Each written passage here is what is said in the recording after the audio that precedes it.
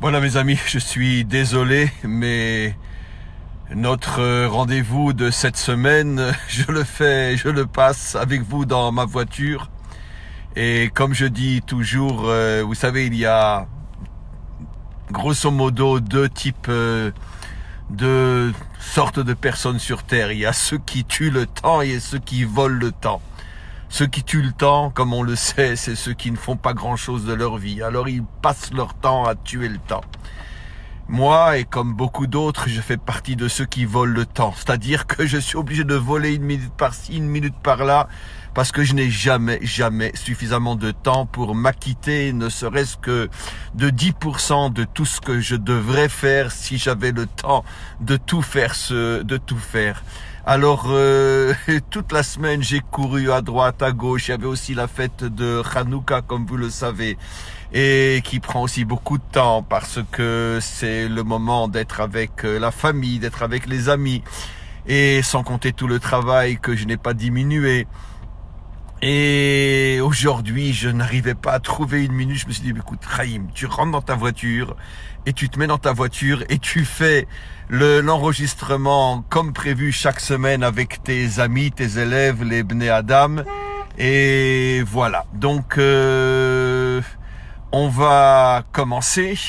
On est arrivé aujourd'hui, cette semaine, à la tribu, la Sphira de Tiferet.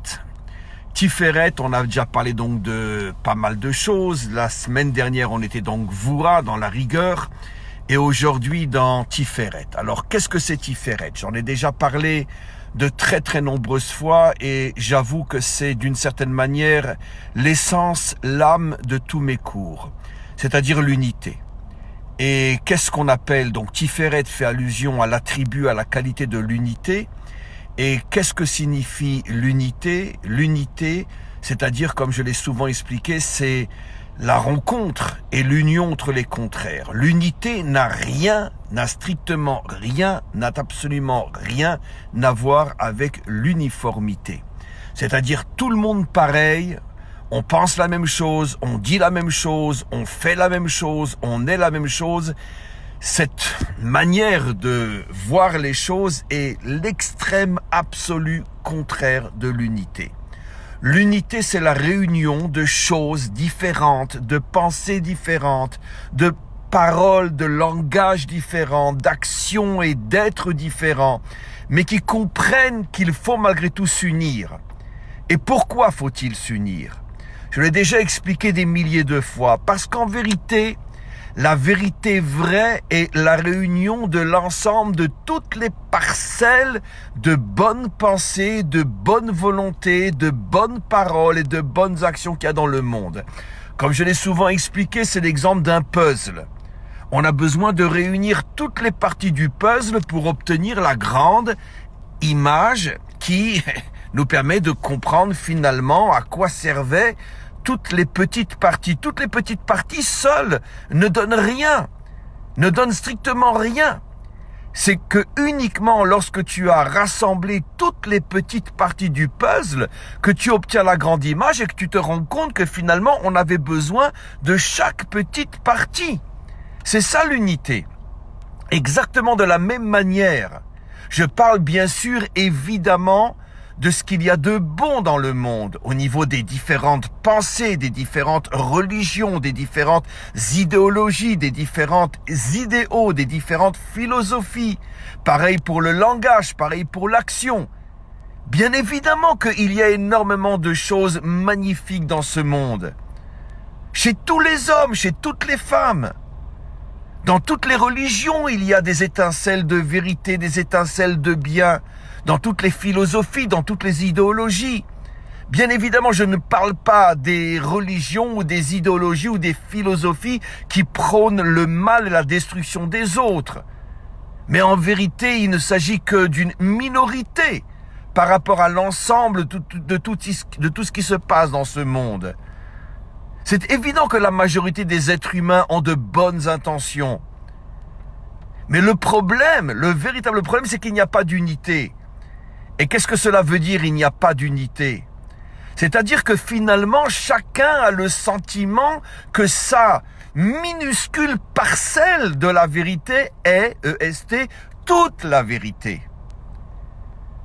Au lieu de comprendre que je ne suis qu'une minuscule partie d'un ensemble et que j'ai besoin de retrouver toutes les autres facettes de manière à former la grande image qui est la vérité vraie. Non, chacun s'enferme dans son minuscule trou d'aiguille en pensant que c'est lui qui a tout compris, c'est lui qui a raison. Et c'est ça la définition profonde et véritable de l'idolâtrie selon les maîtres d'Israël. L'idolâtrie, c'est pas du tout se prosterner devant une Marie ou devant un petit Jésus ou devant un morceau de pierre ou un morceau de bois. Ça, c'est même plus de l'idolâtrie, c'est tout simplement de la honnerie totale. C'est pas de ce genre de honnerie que parlent nos maîtres. Quel est l'idiot qui va se mettre à genoux devant une statue et dire « Marie, sauve-moi » ? Je veux dire, c'est pas de ça qu'on parle. L'idolâtrie dont parlent nos maîtres, c'est l'idolâtrie dans le sens le plus profond du terme. C'est-à-dire qu'au départ, je suis dans une idéologie ou dans une pensée qui est vraie. Alors pourquoi ça devient de l'idolâtrie ? Parce que je pense que ma pensée, c'est toute la pensée universelle et humaine. Et je voudrais faire entrer tout le monde dans ma pensée unique. Et je refuse toute autre forme de pensée. Je n'accepte pas d'être uniquement une minuscule partie d'un grand puzzle. C'est ça l'idolâtrie dont parle nos maîtres. C'est ça le fondement de l'idolâtrie. Quand dans la Bible, on parle de l'idolâtrie d'Israël à l'époque des prophètes, à l'époque des rois. Non mais vous imaginez franchement un juif se prosterner devant un morceau de pierre ou un morceau de bois ? Mais ça fait longtemps que le maître du monde nous aurait foutu à la poubelle. Et complètement. Il ne nous aurait jamais ramenés sur notre terre. Mais bien sûr que les Juifs ne se sont jamais prosternés devant un morceau de bois. C'était quoi l'idolâtrie ? Mais l'idolâtrie, quand on comprend la Bible avec profondeur grâce à nos commentaires, on comprend de quoi il s'agit. C'est tout simplement les querelles entre les idéaux, entre les philosophies, entre les différentes visions du monde, entre les différentes manières de servir Dieu. Chacun pense qu'il est le seul et l'unique et le meilleur et que tous les autres se trompent. L'idolâtrie existe aujourd'hui partout, y compris dans le monde dans notre monde à nous, dans notre monde juif, y compris dans notre monde de Torah. C'est rempli d'idolâtrie, chacun pense que son Rav est le meilleur, chacun pense que son Rabbi est le meilleur, chacun pense que son chemin dans le service divin est le meilleur et que les autres se trompent. À combien plus forte raison les querelles entre les religions, entre les idéologies, entre les courants politiques, c'est ça l'idolâtrie. Je pense que la droite est le seul parti possible, je pense que la gauche est le seul parti possible. Je pense que le judaïsme est la seule religion possible. Je pense que l'islam est la seule religion possible. Je pense que la chrétienté est la seule religion possible. Je pense que le bouddhisme est la seule religion possible. Alors qu'en vérité, partout dans le monde, il y a des étincelles de bien, des étincelles de vrai. Alors pourquoi une religion devient criminelle ? Pourquoi devient-elle djihadiste ou pourquoi devient-elle assassine ou pourquoi devient-elle une idolâtrie ? Parce que je veux faire entrer tout le monde dans ma religion. Je veux que tout le monde soit comme moi. C'est ça l'idolâtrie. Je peux crier du matin au soir que Dieu est un et en vérité n'être qu'un sale petit idolâtre. Parce que je pense qu'il n'y a que moi qui ai raison et que tous les autres se trompent. C'est ça l'idolâtrie. Et donc c'est ça la tribu de Tiferet. Arriver à comprendre que personne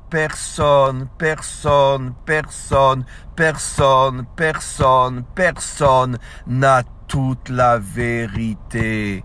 Et nous non plus, les Juifs, nous n'avons pas toute la vérité. Il y a parmi les nations des gens extraordinaires, des gens fabuleux. Nous n'avons pas toute la vérité. Nous avons une mission sur terre. C'est d'apporter au monde la pensée véritable et la parole véritable de Dieu. Parce que nous sommes les dépositaires de la Torah. Mais c'est pas toute la vérité. C'est la raison pour laquelle le judaïsme est la seule religion au monde qui interdit le prosélytisme. Pour bien nous faire comprendre que tu dois respecter les autres tels qu'ils sont. Ils ne sont pas tous obligés d'être juifs, car ils ont d'autres missions, qui ne sont pas moins importantes que la tienne. Mais eux ont besoin de toi, et toi tu as besoin d'eux, et vous deux vous avez besoin du troisième, et le troisième du quatrième, on a tous besoin de tout le monde. Contente-toi d'accomplir la mission que le maître du monde t'a confiée. Arrête de penser que tu es le petit Jésus et que tu vas sauver le monde entier. Même le Messie, notre Messie, le vrai Messie, même le Messie ne sera pas l'homme qui sera le Superman et qu'il n'y aura que lui. Mais un homme comme ça, je le fous à la poubelle et je tire la chasse. Si demain un Messie vient et dit « et moi, et moi, et moi », je lui dis « va aux toilettes et tire la chasse ». J'en ai rien à outre d'un homme pareil. C'est le Messie, il a sa mission, très bien. C'est une grande mission, une fabuleuse mission, très bien. Mais il n'est pas tout l'univers, il n'est pas toute l'humanité. Il y a des tas de gens aussi bien que lui dans d'autres domaines. Quand les humains vont-ils comprendre que nous ne sommes, chacun d'entre nous, qu'un trou d'aiguille ? Arrêtons de nous disputer, arrêtons de penser qu'on est les meilleurs. Il n'y a pas de meilleur sur terre. Le seul meilleur, le seul unique, le seul sur lequel on peut dire qu'il est tout et qu'il a tout, c'est le maître du monde. En dehors de lui, nous ne sommes que des créatures et aucune créature n'a toute la vérité. Voilà le message de Tiferet. Voilà le vrai message de Tiferet. Et c'est la raison pour laquelle nos maîtres nous disent que cette qualité est la plus importante de toutes. Parce que si tu es un homme bon, tu es un homme rigoureux, tu es un homme ci, tu es un homme ça, même si tes qualités sont bonnes, mais que tu n'as pas Tiferet, tu n'as pas l'harmonie, tu n'as pas l'unité, tu n'as pas le respect des autres, la différence, en vérité tu n'as rien, strictement rien. Et c'est pour ça qu'aujourd'hui les couples vont si mal, c'est pour ça que les familles se détruisent. Parce que l'homme ne respecte pas sa femme et la femme ne respecte pas l'homme et les parents ne respectent pas les enfants et les enfants ne respectent pas les parents. Et je ne respecte pas mes voisins qui ne me respectent pas. Et mon peuple ne respecte pas les autres peuples qui ne me respectent pas. Et personne ne respecte personne. C'est ça l'absence de Tiferet. En vérité, le fondement de Tiferet, c'est l'humilité. L'humilité. Oui, je le dis à haute voix, quelqu'un comme moi, j'enseigne la Torah à des milliers, à des dizaines, voire même des centaines de milliers de personnes dans le monde. Mais je le dis à haute voix, je l'affirme, je ne suis rien. Je ne fais qu'accomplir la mission que le maître du monde m'a confiée. Il m'a donné les qualités de pouvoir être un enseignant. Mais ça vient pas de moi, ça vient de lui. C'est lui qui m'a créé comme ça. Moi, je ne fais que bien utiliser les forces qu'il m'a données, mais ce ne sont pas mes forces. Ce ne sont pas mes qualités. C'est lui qui m'a créé comme ça. Donc, pour qui je me prends? Je ne suis qu'une machine qui fait ce pourquoi elle a été créée. C'est ça, l'humilité. Même si tu es le meilleur médecin du monde, le meilleur rave du monde, le meilleur avocat du monde, le meilleur électricien du monde, le meilleur politicien du monde, tu n'es rien. Tu ne fais que accomplir ce pourquoi tu as été créé. Un point, c'est tout. Et quand tu as cette humilité, tu arrives au respect des autres, à l'acceptation des autres. Voilà le grand message d'aujourd'hui, mes amis. Que l'on puisse véritablement faire jaillir ce volcan d'humilité à l'intérieur de notre être. Respecter chacun avec ses différences. Comprendre que dans chaque être humain, il y a une étincelle de bien, une étincelle de vrai. Et arrêtez de nous colérer. Arrêtez de dire « moi je suis, les autres ne sont pas ». Arrêtons. Il faut absolument que l'on retrouve cette unité. Amen v'chein yeh ratzon. À tous et à toutes, merci d'avoir écouté. Merci pour ceux qui écouteront plus tard cette intervention. Je vous souhaite tout le meilleur. Je vous porte dans mon cœur. À tous et à toutes. À très bientôt.